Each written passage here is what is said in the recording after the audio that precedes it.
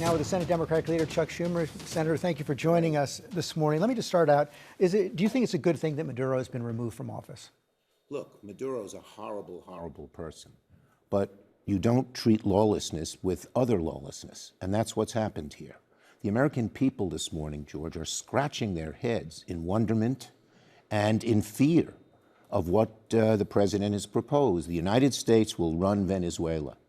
We have learned through the years when America tries to do regime change and nation building in this way, the American people pay the price in both blood and in dollars. You heard Secretary Rubio there. He says the United States has the authority to do what they're doing. They do not. They do not.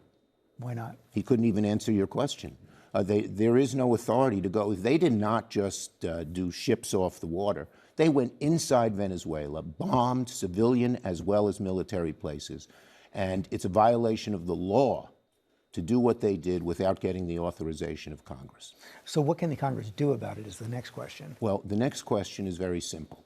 And that is that we have the War Powers Act. That's a privileged resolution, which means the Republicans can't block it. Tim Kaine and I and Rand Paul are sponsors of it. It's going to come to the floor this week. And if it is voted for, if it's voted positively in both houses, then the president can't do another thing in Venezuela without the okay of Congress. We have to pass it. In your view, who is running Venezuela right now? Nobody knows. The problem here is that there are so many unanswered questions. Here are some questions they haven't answered and must answer. They're so important in terms of where we go in the future. And this could change our history for years. A, how long do they intend to be there? B, how many troops do we need after 1 day, after 1 week, after 1 year? How much is it going to cost? And what are the boundaries? So the American people are worried that this is creating an endless war. The very thing that Donald Trump campaigned against over and over and over again was no more endless wars. And right now we're headed right into one with no barriers, with no discussion.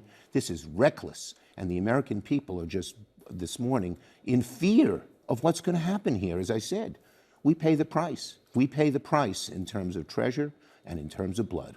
The president spoke a lot about oil yesterday, and we just heard Secretary of State Rubio talk about that as well.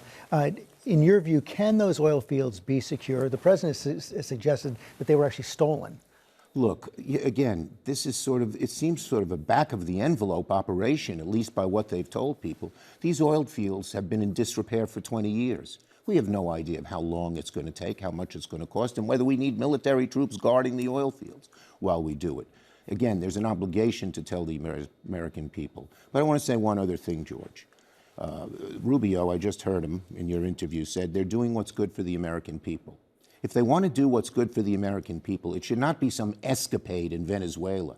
It should be focusing on lowering the cost of living that Americans are struggling with every week and tell us it's the most important issue they face. We Democrats are on our front foot. We're going to fight to lower the cost of living and undo all the bad things Republicans have done to raise the cost of living. It's going to be our #1 focus in 2026. If they really wanted to do what the American people wanted, they'd be focusing on cost of living, not on some escapade in Venezuela, which could only lead to trouble. Those premiums have gone up for a lot of Americans as of January 1st. Is there any way to reverse that right now? Well, you know, the bottom line is that we passed legislation to renew them for 3 years, and the Republicans blocked it in every single way. They're a mess. They're a mess. John Thune has said he will not renew them. Johnson has said he will not remove them. And so it's the Republicans have screwed this up to a fare thee well. If they can find a way out of the mess, we want to work with anybody to lower the prices. Are we headed to another government shutdown at the end of the month? No. There are two separate tracks here. Democrats want to fund the appropriations, the spending bills, all the way through 2026. We want to work in a bicameral, bipartisan way to do it. And the good news is our Republican appropriators are working with us, and we're making good progress in that regard. And do you expect to see bipartisan progress on the health care premiums? Until the Republicans straighten out their mess, they're coming up with these goofy ideas. They want to privatize the whole thing, which will leave Americans holding the bag. They want to add more anti-choice provisions to it. They're stuck. And when their two leaders say they're not going to extend the premiums for a day, let alone the 3 years that we wanted to do, they're just in a hole. Maybe they'll dig themselves out of it, but so far they can't be. They're just stuck. Senator Schumer, thanks for your time this morning. Good to be here, George.